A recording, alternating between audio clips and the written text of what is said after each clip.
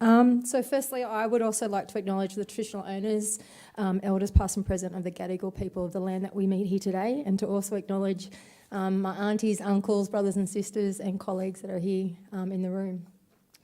So for those who don't know me, my name's Adell Hyslop. I'm a proud Aboriginal woman from the Shoalhaven River, part of the Yuin Nation down on the south coast, and I think I would say it's God's country, but I'm biased. I've been working at the Federation now for 7 years, just over 7 years, and I've been the Aboriginal Project Officer. I was actually employed back in the day when the PARS process rolled out, so that's how I got my job. And to be quite honest, previously to that I was working as the CEO at Narra Land Council, and also I was a coordinator at Geringer Land Council, so I've been in the housing space, social housing space, and providing housing to Aboriginal people for a little while. But when I went for my job at the Federation and they said to me, "So what do you know about the Federation?" I said, "Absolutely nothing. I didn't even know you existed." So that sort of showed you how much I knew about community housing and what space there was for community housing, because I had been focusing on providing services to Aboriginal tenants and community. I've also worked in a number of government agencies, so I've had the opportunity to work both sides of the fields, and I think having that experience has brought me to where we are now in the last 7 years, because this topic of creating connections to culture and community, not just with housing services, but just generally across the board, is just I'm really passionate about it. And as many may have noticed yesterday, I like to ask a lot of questions. And sometimes, as I said, if you all thought you were coming to an Adell concert, I'm sorry to disappoint you, but I can't sing. So I just wanted to put a little bit in perspective, because for me, I could talk on about this all day, but I just thought I wanted to bring a few things in perspective about, the story, because really I've been in Aboriginal affairs for about 15 or so years, and when you look at where we've come from, it's creating connections. It's not a new concept. As Aboriginal people, we work. In working in our positions, we advocate for this, on a daily basis. It's like we walk, we talk it, we breathe it, we educate it. It's something that's not new.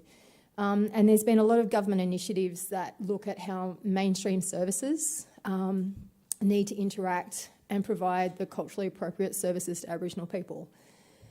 So if I went back to my younger days, I remember back in 2003 when the Two Ways Together was launched, and it was launched by the then Minister for Aboriginal Affairs, Dr. Andrew Bashorgi.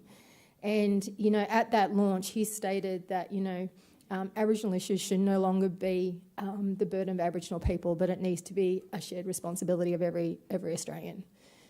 That was in 2003, and we're now in 2017. And I think that comment continues to resonate across everything that we do in how do we improve services to Aboriginal people. It should no longer be an Aboriginal issue. You shouldn't be having Aboriginal staff just dealing with Aboriginal issues. It needs to be dealt with by everybody. And then interesting enough, so that was 2003. So then roll over another 8 years later, and you have the 2011, there was a special report to Parliament, which was the New South Wales Ombudsman report addressing Aboriginal disadvantage, the need to do things differently. And it was really interesting out of that document. It just drove home again. So in 2003, we're talking about, Aboriginal issues need to be a shared responsibility. And then yet 8 years later, we're still seeing a report that comes out that says, you know what, we still don't know how to do this right.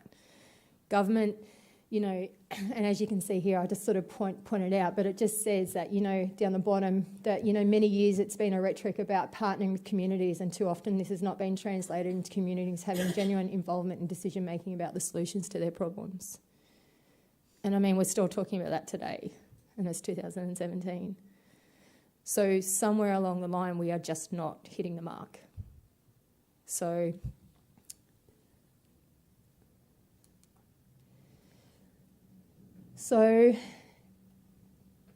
then, I started in 2010 at the Federation. So in 2011, the FACTS rolled out the Community Housing for Aboriginal People project. And, you know, as part of that, one of the initiatives was the development of the cultural competency standards, which was then not rolled out until 2016. I heard someone say earlier before, you know, like it's a long journey. Holy moly. Now when I've got grey hair, I've got a lot of grey hair for Christmas. It's tinsel for Christmas. So the cultural competency standards was a product of that initiative, was one of the products of that initiative.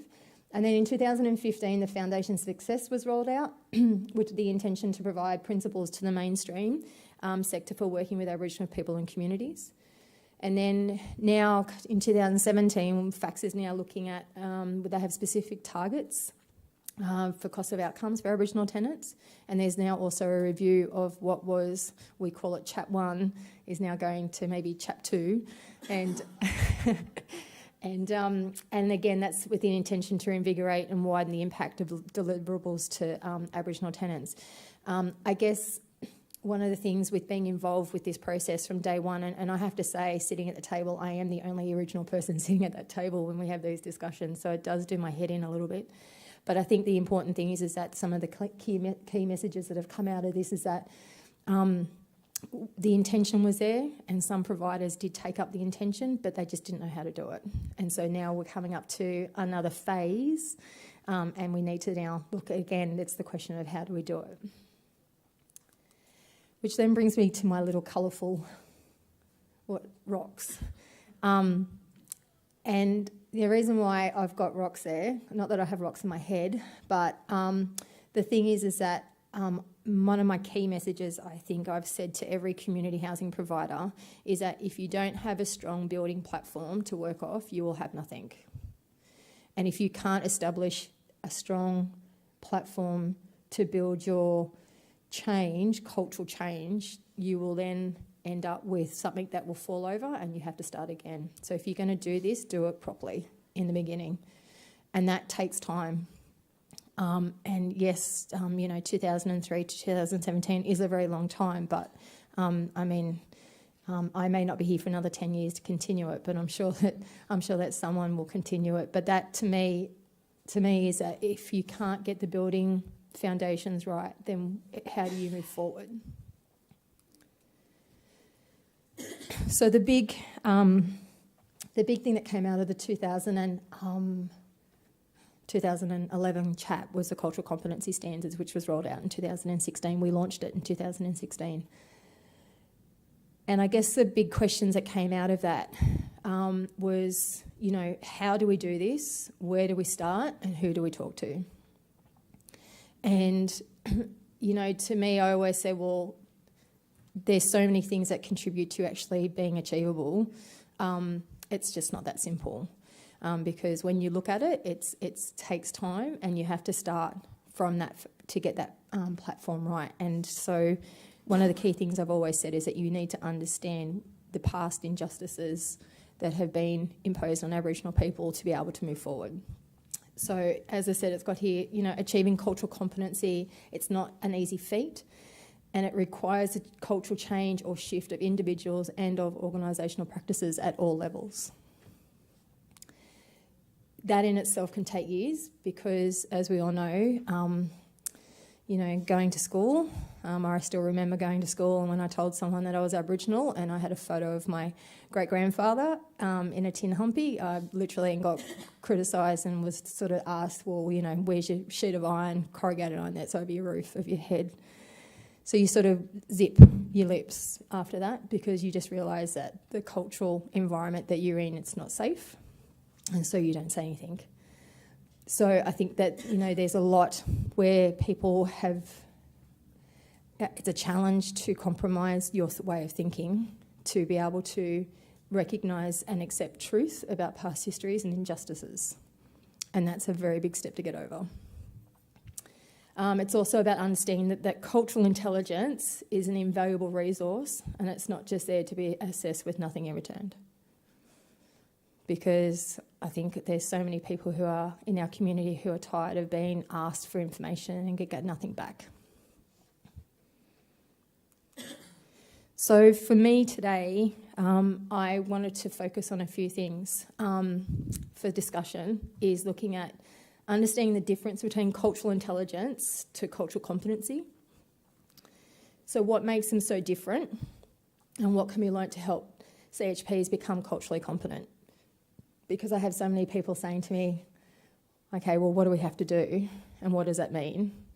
And it's like, well, you need to start from understanding some key events, and then you need to understand where your staff are, because it's about an individual change as well. It is a shared responsibility to support and address the needs of Aboriginal tenants. So what can the CHP and the ACHP sector share with each other to do this? And it has to be a two-way equal share. It's not, again, going back to that cultural intelligence. It's an invaluable resource. And what are some good practice examples of providing appropriate services to Aboriginal people in the mainstream sector, and then what can be learnt from these? And I know that there was a session just before lunch with CARMS, with Uncle Tom, Slocky, and I had a complete brain freeze, with Wendy. Yeah, Middleton's CEO, who talked about their partnership. And I think that, looking at that partnership arrangement, there's definitely a lot to be learnt from that. So there are some good practices in the sector, and I didn't want to come up here feeling like people like the CHP feeling like I've got a loaded gun, because that's not what it's about. Because there are some good practices that are happening. It's just that we need to start recognising those good practices, and we have to start sharing those good practices with the sector. And what does the sector need to move forward in implementing government initiatives that address improving service delivery to Aboriginal people? And the reason I've put that there is because when the chat was released in 2011, everyone was on board with it, and then it went to nowhere. We actually had no momentum on it. It just lost all its drive. And I think that we need to start looking at, well, was it because there was no money in the sector? Was it because there was not enough resources in the sector to do it? Was it because no one actually really know how to start it? So what are some of the things that you need to be able to actually to look at this and move forward? And if there's a way that we can actually look at those initiatives and look at that support, then that's what we need to be doing to focus on in moving forward and actually fulfilling something that comes out. And this is something that I've probably resonated with facts is, if you're going to release something, let's actually finish it. If you're going to start it, let's finish it, and let's actually do it well. Let's not do things half-heartedly, because that's all that happens in government with a lot of Aboriginal services and programs. We start them and then we don't finish them. Or we spend there's a lot of money spent, but it's actually not spent where it's supposed to be spent. So I guess that's sort of my presentation.